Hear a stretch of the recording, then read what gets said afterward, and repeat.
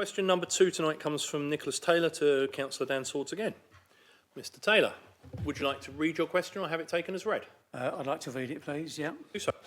I know that the issue of how residents and garage tenants were advised of the council's intention to sell garages was raised at the most recent Cabinet meeting.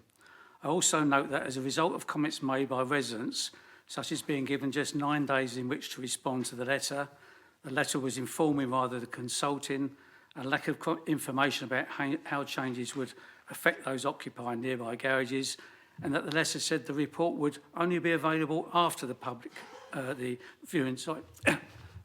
public, after the Cabinet meeting would take place. And you gave assurances that changes would be made to the way that the council communicated with residents. Despite these assurances, I'm not aware that steps have been taken to provide further information in respect of sites which Cabinet agreed to sell, or indeed more time to make comments. Will the council go back to residents living near the sites to be sold in order to provide more information and address any new concerns?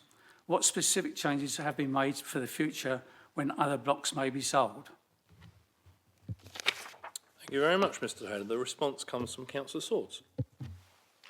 Thank you, Chair. As advised at Cabinet, it was agreed that a review of correspondence to those residents affected by proposed sale of garages would be undertaken, which is currently underway. I'll write to Mr Taylor following the conclusion of the review, which I should add will be imminently. At present, the Council have not identified any further schemes for disposal. Thank you, Councillor Swords. Mr Taylor, you have the option of a supplementary. Would you like to ask one? I know that the council agreed to sell garages at Perford Green some 7 months ago. I wonder if that sale has now been concluded, and if it has, if you're aware of any work that's going to take place in the near future. Thank you, Mr Taylor. I turn to Councillor Swords.